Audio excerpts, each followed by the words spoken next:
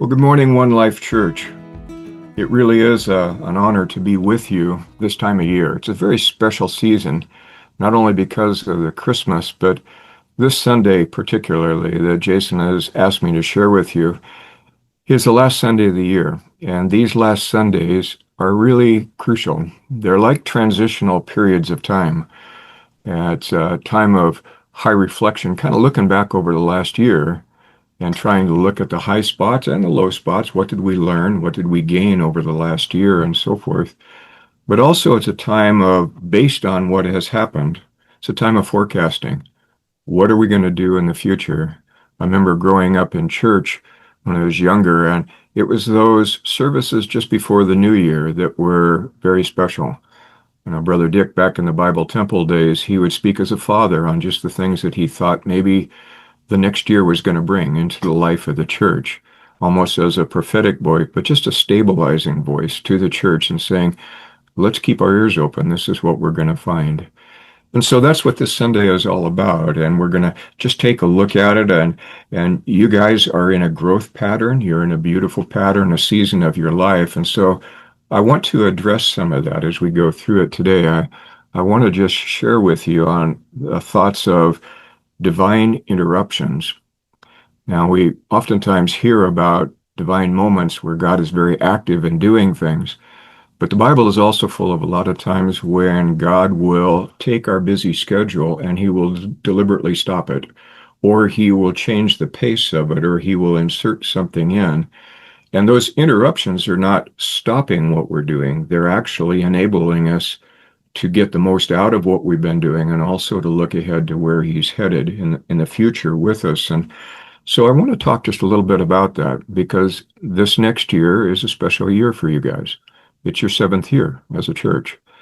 And if you go back and read the Old Testament, those seventh years are very significant. They're a time when a lot of just the normal routine stops. And that interruption in their life and their schedule was not meant just to be downtime. It was meant to be a very special time for them. So what does that mean? How do we look forward to that? I think that we all get used to routine, whether it's work routine, personal routine, church routine, whatever. We live by schedules. And schedules are good. They help us get things done on time. They help us stay on task with where we're supposed to be in there.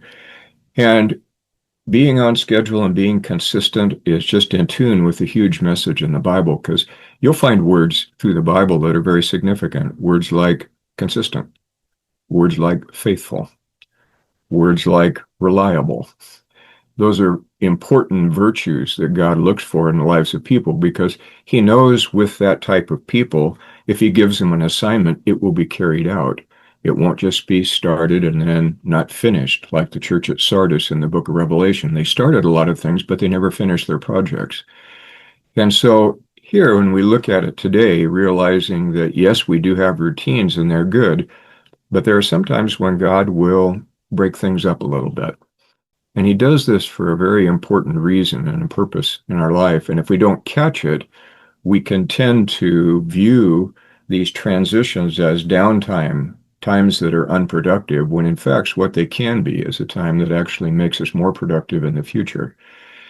And so we want to talk about that. Now, you guys know, and I know Jason has talked to you about some of this, that Israel as a nation was a very scheduled nation. God laid out, for the minute he brought them out of Egypt, he started laying into their regular routine special festivals and holidays and seasons which he expected them to put into their routine. It would become part of their life. And we'll talk about some of that in a little bit. And so they had a well-established calendar. So many of the passages in the Old Testament are dated. It's the second month of the third year, the fourth day, and so forth. And they were very meticulous about recording the chronology of their events and when they happened there. But as scheduled as it was and as organized as it was, there are times that God would put into their schedule a break, a divine break. And I was reading this in one of the books I was reading about history, and they put just a little phrase that I thought was so catching, and that is this: it was a deliberate break. It didn't just happen because people quit working or doing something. It was deliberate because something needed to happen in that interim to allow them to continue to proceed on. And if they missed that moment, then they missed a very important blessing that God was trying to pass on to them at that point. And so when we look at these interruptions, keep that in mind, and we'll go through a combination of scheduled things in life and then unscheduled things that we just have no plan for, and they just crop up, and God says, I need you to take some time right now. And what do we do with that? Now, the term interruption simply means break in continuity. It's a break in continuity. Today, right now, as I'm recording to you, was the last day of classes for this semester in the fall. They go now away, and the students go away for 6 weeks for a Christmas break, a winter break in there, and so forth. They don't have to go to class every day, no assignments. They don't have to get up early. It's all that fun stuff. And it's an interruption to the school schedule, but it's essential to make the spring semester fruitful. Because if they just jump right into it, and they're tired now from finals week and everything else, if they just jump right back into the next phase, they may be too tired to be benefited by some of the things that will come at that time. And so we encourage them, read books that you don't have to read, that you want to. Spend time with friends, spend time renewing that, and let this break, this winter break, be a healing time for you. And that's what these interruptions are all about. They're pauses. That's all they are. He's not stopping things in our life. He's just putting it on hold and say, let's think about something else just for a little bit. And we'll tell you why we do that. And so activity is going to be stopped for a short period of time. And it's crucial that we do this. Now, in these very busy, hectic type of schedules with the working world and the pressure of jobs, it's a real tendency for some people to miss those pauses and to not take them or try to fill them with a whole bunch more other stuff in there. And so that they miss the whole purpose of it in there. They're very important, and we have to find out why they're important. I know our tendency is to avoid them because they become awkward pause. We can look at them as though this is just downtime, and we miss that in here. We try to ignore them. Oh, I didn't see it on my calendar or whatever. Or worse yet, we just try to speed through them and get things done in an extra hurry, and then we end up being more tired than if we had just continued working. So there's a lot of weird approaches we can take to these rather than just sit back and say, okay, Lord, what do you want to say right now in our life? Now we go through the Bible, and I know Jason has talked to you about some of these things, and that is our God is a God of rhythm.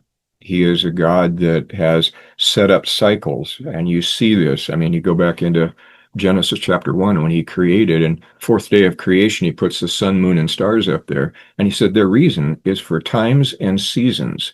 This is the cosmic clock, and you regulate your life on this. The Hebrew people then live by a lunar calendar. That amazing 29.5 day calendar, they lived by it. They set their clock by it. They could watch the moon. They could tell exactly what phase the moon was in. And so they got into this very rhythmic pattern that was there.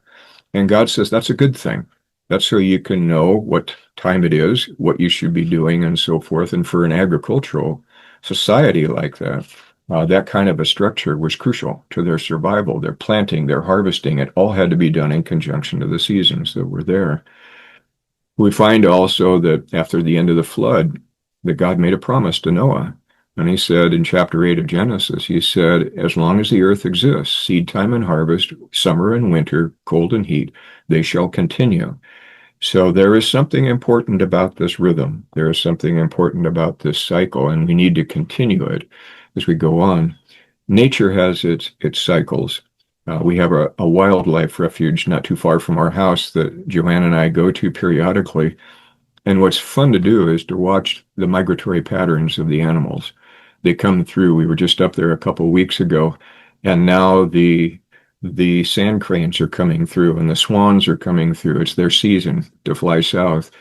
And you can tell the season, and you don't have to post a calendar for these birds. They know it. It's instinctive. It's in their genome that you go through. And I was reading in the book of Ecclesiastes there, and it's just saying this: the sun rises, the sun goes down. The wind blows to the south and then it blows to the north. The streams all run into the ocean, but it's never full. And poor Solomon, he was having a bad day and he says, I hate life. I just do. You know, he just saw this constant repetition of things going on and he says, what is the meaning of all of this stuff?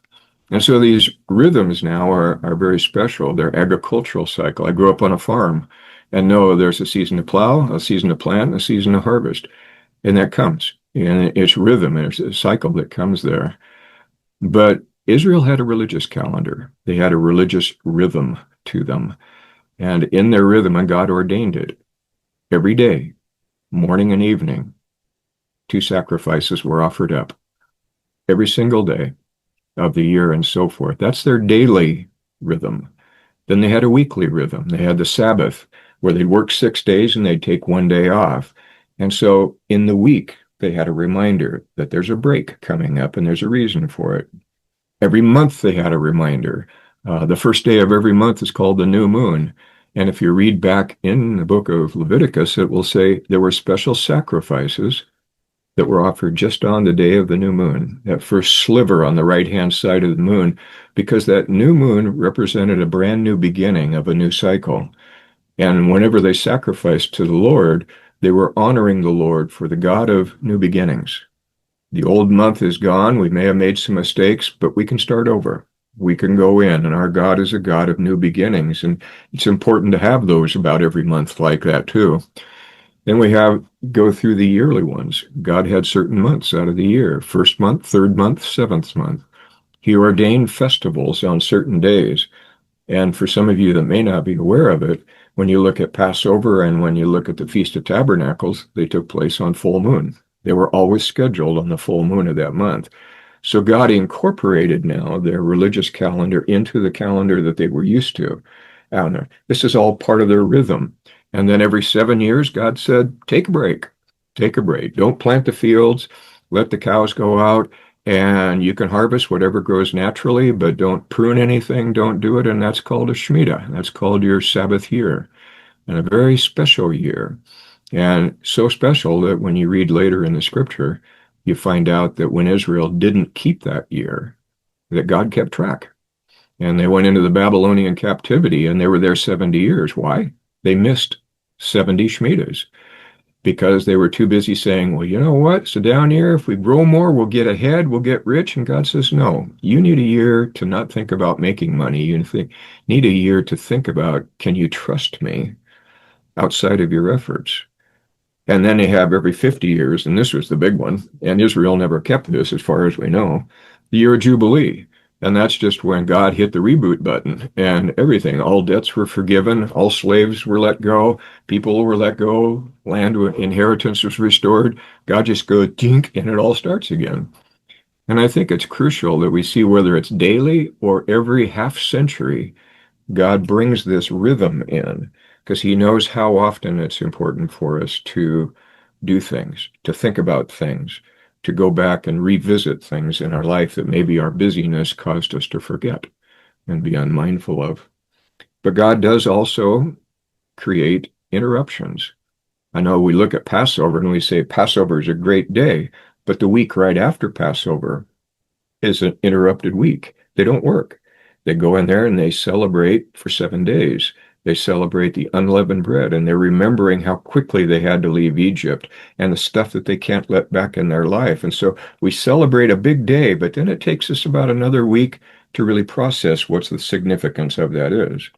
You get into the 7th month, the Day of Atonement, the 10th day of the 7th month. That's the most sacred day of the entire year. And yet right after that, God takes a whole week. He says, okay, you have been crying over your sin, repenting, doing all that. It's time to party. Okay. And so they did. And it was the highlight of their whole year as you go into it. God knows when people need a break. He knows when they need to slow down and think about some things. And so he will actually put interruptions from the normal routine into their schedule. Those are the scheduled interruptions. Then there's the unscheduled interruptions, locust plagues, Babylonian captivity, exile, and God's just going to say, okay, you haven't been listening to me for 200 years, so we're going to take a break. And they would go off into captivity. And guess what? they'd start being concerned about God again, and they would start serving God again. And God said, we needed that little break. We need to get back on track. And that's what Babylon was all about. The land needs a rest. You didn't let it rest. You need a rest. We got to get back on the same page here.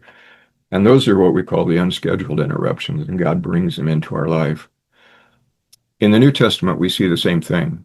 I know how many times when you read through the Gospels, you'll see Jesus was ministering to the crowds, and right after that it says, and then he would go into the mountains, and he would go be alone, because he had been so busy around people all day meeting their needs that he needed to be alone for a while. He needed that interruption so that he could recharge, so that he could hear things fresh from the Father, what the Father wanted him to do the next day. I know when he heard about John the Baptist being killed, it says Jesus went away for a while. Why? John was his friend. John was also a relative, and Jesus grieved over the loss of John. John was his forerunner. And it's okay to take a break to grieve once in a while. It just is. You find him talking to his disciples now and so forth. And as just before he had gotten to Jerusalem, he was journeying there from Galilee, and he stopped, and it said, and Jesus just took a moment with his disciples before they got to Jerusalem, and he took them aside a little bit, and he said, I need to talk to you about what's going to happen here in the next couple of weeks. It's going to be a real busy schedule, and I'll probably have an outcome that you're not used to. Okay. And so he took that interruption to let them know, to educate them as what they could anticipate in the days to come. Moses did a 40-day interruption on the mountain. And when he came down, what did he do? He built the tabernacle, because in those 40 days, God gave him a pattern, gave him a blueprint.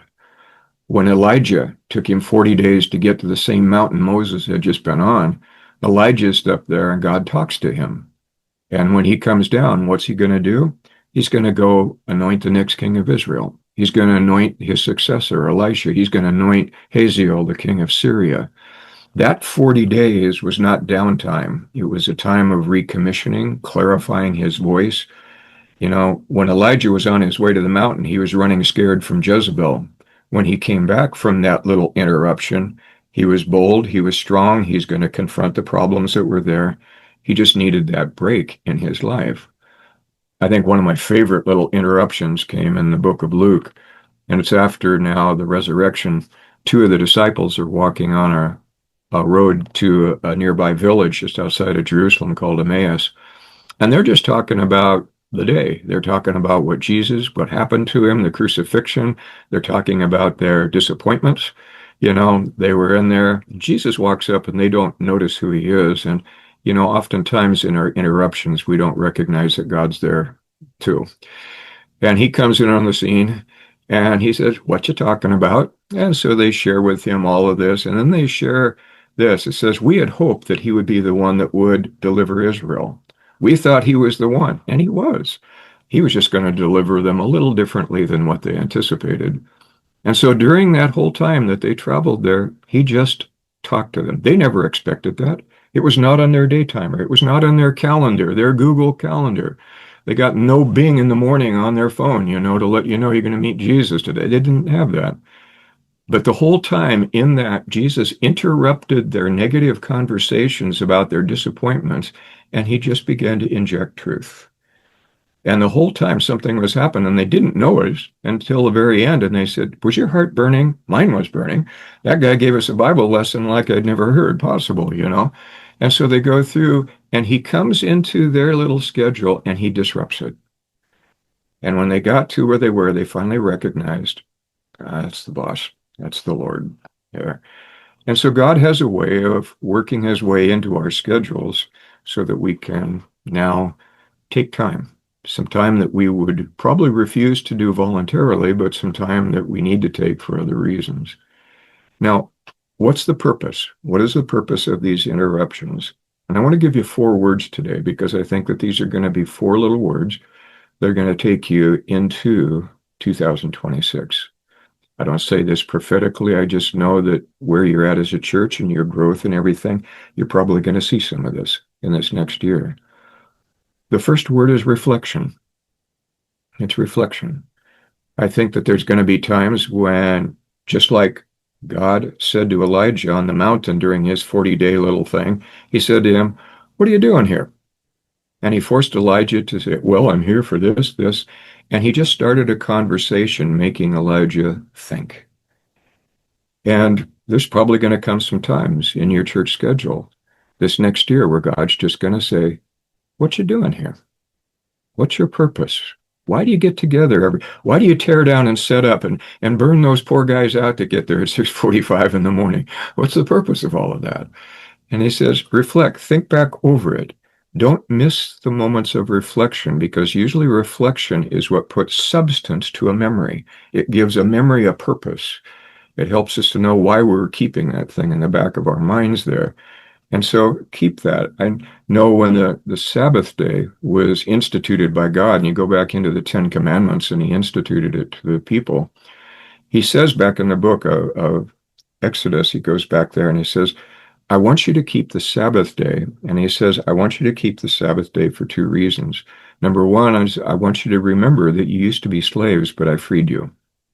So that day, because you're not so busy doing other things, you can remember your past and remember what I did in your past and what got you to where you are today." And that's a really important issue. And so you see him now taking them through these times. I want you to reflect. And when God instituted the Sabbath, it was based upon his week of creation. And in the week of creation, if you go through, and God created everything on the different days, and then it says on the seventh day, he finished everything that he had made, and God rested. And he set that day apart, he made it holy, and so forth. And so he was there. And then he told Israel, I worked 6 days, and then on the seventh day, I rested. And he says, now I want you to keep that day, because on that day, I want you to think about my finished work and not all the work that you have yet to do. That's what it is. I finished my job, and I want you to think about all the things that I finished in your life. And that's this purpose. If you don't think back and remember that, you'll forget them, and other things will come in. It's like the thorns and the thistles that choke out the word of God. It strangles, it takes the life away. We just become preoccupied. Our second word now is remembrance. Remembrance. And that is, reflecting is the meditating process. Remembering is just keeping track of past events. Going back, journaling, keeping back dates in a journal. When did God answer this prayer? When did he do this? When did he save me from this situation? And go back and pull that journal out. David, read in the Psalms how many times it said he was on bed at night, he was anxious, but he started meditating upon the deeds of old. He filled his mind through the finished work of God rather than let all the things that created anxiety overwhelm him. And so remember these things. In Deuteronomy now 5 and verse 15, and also the book of Exodus chapter 31 and verse 13, God says this, remember the Sabbath day, and I want you to remember I'm the one who set you apart and sanctified you. I'm the one who made you different than everybody else that's out there. I made you a holy nation. And I need you to remember that. Otherwise, you'll start acting like the other nations and forget who you really are. Don't forget, remember. And do this. The next one is refocus. That's your third word, refocus. Refocus has to do with now picking a target, a thing that we're going to concentrate on, or a direction that we're going to aim in. And you know what happens when you drive, and even with like an airplane that's on autopilot, the winds and everything can get it a little bit off course, and every once in a while you have to readjust. Refocus your target. Where are we going at this point? This has nothing to do with the past, remembering and reflecting. It has to do with knowing where we're headed in the future and adjusting ourselves so that we're right on track. And so there is a refocus that's going to be there. I know that, like in Jeremiah, he will tell them in the middle of all their sacrifices, he said, look, guys, you're offering up all these animal sacrifices and everything else, but clear back at the beginning when I spoke to Abraham, I only gave him one commandment, obey my voice. Now, you can get so caught up in all of this that you miss your main focus in life, and that is not activities or religious stuff or whatever. Obey my voice. And regardless of what my voice says, that will be your compass heading. That's going to be where you're going to go now. So adjust everything, refocus it, and move towards that direction. And the last one then is recalibrate, is recalibrate. And recalibrate simply means resetting the dials and looking at what's coming up with busyness and schedule and everything. And just ask yourself, do we have to adjust some things?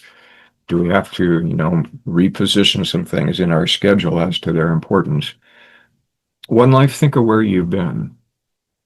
Almost 7 years ago, you were an offshoot now of Highlands Church. You came up to Idaho. You had a vision, you had a perspective, you had a group of people that was there. And you began to grow and you began to follow this out and everything. But over the last 6 years, you got a lot of different people than were there at the beginning. You got people from all kinds of different backgrounds, not just Highland. And they've come through and your family has changed. And because your family has changed, how you do things and how long it takes to do those is going to change too. And that's where we have to recalibrate. Where do we put our energy? Where do we put our finances? Where do we put our attention? I know when Joanne and I got married, we got married in 1983, and when we got married, setting our schedule was pretty easy. 2 people. That's all we had to consider. Well, 7 years later, and that's where you guys are at, 7 years later, we weren't 2, we were 5. And suddenly, when we planned on things, we had to plan for people that we didn't have when we started our vision and we started our journey. Now we had 3 kids. And you know what? For you who have kids, it takes longer to get 5 people ready to go to church than it does 2 people to get ready to go to church. All right. And to move a church your size and your age, it's going to take a little bit more time and energy in there. And you're going to find some people that came in a little later, like this last year. And now we have to recalibrate for the new people. We have to recalibrate for the new town that we're located in. We have to recalibrate a lot of these things. And so it's an important season in your life to just realize this is normal. This is good. This is all part of family.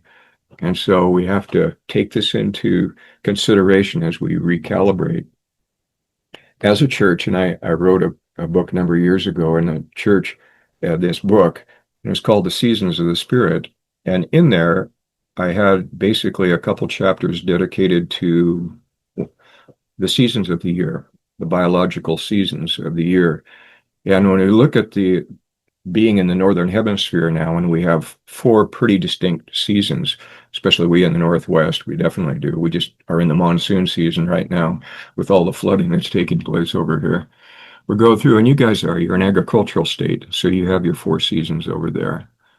It's important for people who live in an environment like that to know the significance of each season. What's it for?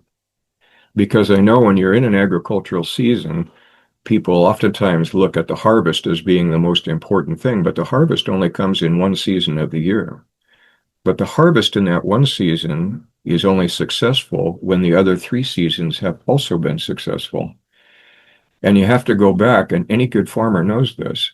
He goes back when you look at the fall, for instance, and that's where we're at right now. The leaves have just finished falling. People look at the trees as though they're unproductive, but they don't realize the tree is growing rapidly, but where it's growing is underground. It's growing in a place that nobody can see. And these heavy fall winds that we get, that fall winds in October and November, they stimulate the roots, which make the roots grow down. And sometimes we say, I don't like the wind, and God said it's giving you a better base. It's making you stronger. It will make you be able to handle worse winds in the future. And so it grows underground. During the winter, when the sap stops in the trunk is what grows, and it adds the growth rings in the trunk that is there. You don't see anything on the branches yet, but the trunk is getting stronger and bigger. Why? In anticipation of more fruit, more branches, the tree will grow. So your base is getting bigger in the fall. Your trunk is getting bigger in the winter. And in the spring, your leaves come out and your branches, your twigs begin to grow. And that's not the fruit, but they are essential for converting the sunlight into sugar so that the fruit grows. And so then we get to summer and we say, look at the fruit. Yeah, but look at the successful seasons that we've gone through. And as a church, we do this. I know there's times when you may see a lot of new people come into your church and you see a lot of fruit, and then there may be other seasons where you don't see a lot of fruit. You say, oh, something has died, something is, and God says, wait a minute, you're just looking in the wrong place. I'm growing your roots right now. I'm growing your trunk right now. You need to align yourself with this time of year, this season that I'm in, so that you grow in anticipation of the great crop that's going to come in the future. So we need to know our times. We need to know our seasons that are there, and so that we cooperate with them, we work with them, and we really recognize, what's out there. And so as we come into it, I'm wind it down here a little bit today. I think that it's important for us to realize that there are always going to be things that come into our schedule that can blind us to the season that we're in right now.